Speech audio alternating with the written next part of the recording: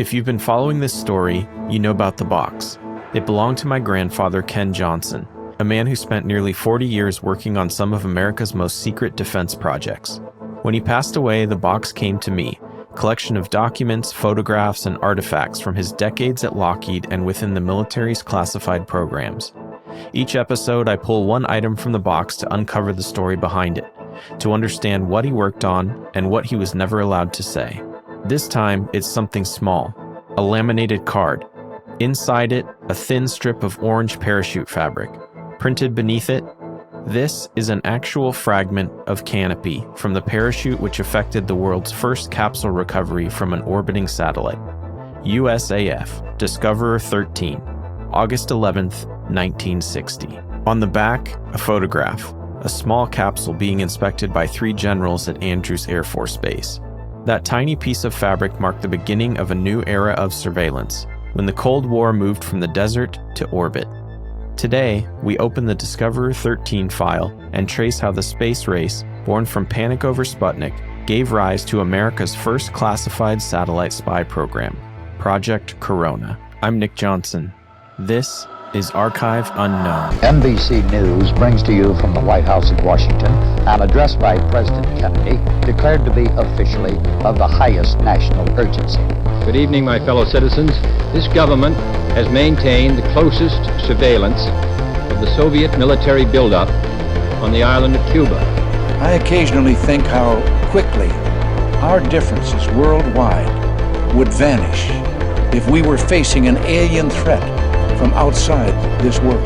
And yet, I ask you, is not an alien force already among us? What could be more alien to the universal aspirations of our peoples than war and the threat of war?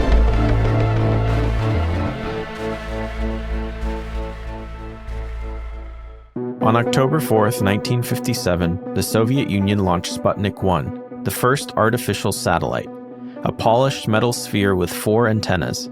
It circled Earth and sent a simple radio beep that said something profound.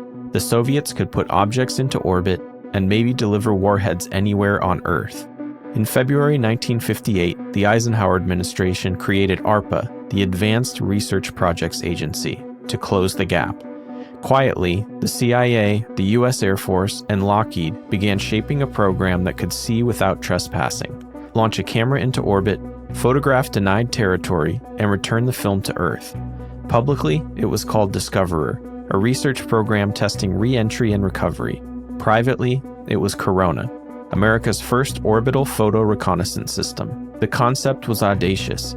A satellite with a panoramic camera would expose film in space, eject a heat-shielded return capsule, and the capsule would descend by parachute to be snagged mid-air or recovered at sea. It was dangerous, experimental, and the only way to see behind the Iron Curtain without starting a war. Early flights failed. Capsules burned up, guidance failed, but the work continued, behind codenames and closed doors. The United States launched Discoverer in plain sight. Press releases, newspaper photos from Vandenberg, the official story, testing materials, re-entry, biological experiments. It was believable because it was partly true. Beneath that public cover was Project Corona, a joint operation between the CIA, the U.S. Air Force, and Lockheed, the same Lockheed where my grandfather spent decades working on classified defense programs. These early Corona satellites carried high-resolution panoramic cameras to photograph Soviet launch sites, airfields, and nuclear ranges. Exposed film was sealed in a re-entry capsule wrapped in heat shields and a bright orange parachute. Compartmentalization was absolute. Blueprints stamped secret, access on strict need to know. Even engineers were told only that they were supporting space research. To the world, Discoverer was science. In reality, it was the most ambitious satellite spy program in history. And inside my grandfather's box, that laminated parachute fragment is a quiet acknowledgement of what he and thousands of others were part of. Every classified project has 2 parts, the hardware and the people who built it. Behind Corona's orbiting machines stood a small circle of visionaries, engineers, generals, and intelligence officers who understood that the future of warfare would depend on what could be seen from above. General Bernard A. Schriever brought systems discipline from the Atlas and Titan ICBM programs, proving those same rockets could lift satellites into orbit. Richard Bissell of the CIA, architect of the U-2 spy plane, argued that the next generation of intelligence had to come from space. After a U-2 was shot down in 1960, his case was undeniable. That responsibility fell to Lockheed's Missile and Space Division in Sunnyvale, California. There, engineers developed the Agena upper stage and the Discoverer satellites that carried Corona's hidden cameras. Sunnyvale became the birthplace of America's first operational reconnaissance satellite system. Inside those secure buildings, designers and technicians worked around the clock on missions they could never discuss, vehicles they could never name. My grandfather's employment records place him at Lockheed Missiles and Space during the exact years Corona was designed, tested, and launched.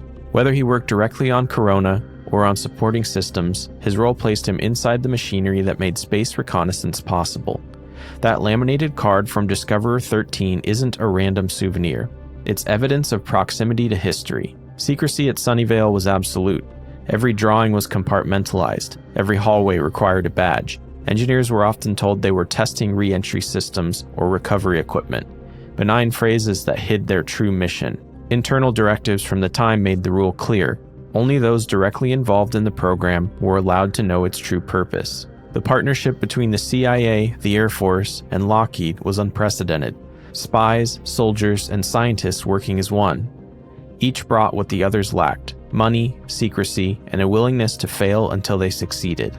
Behind them were hundreds of technicians and engineers, people like my grandfather, who came to work every day on missions they could never describe, for programs they could never claim, in buildings that officially didn't exist. They weren't just building machines, they were building trust between agencies, between allies, and between two superpowers living one decision away from destruction.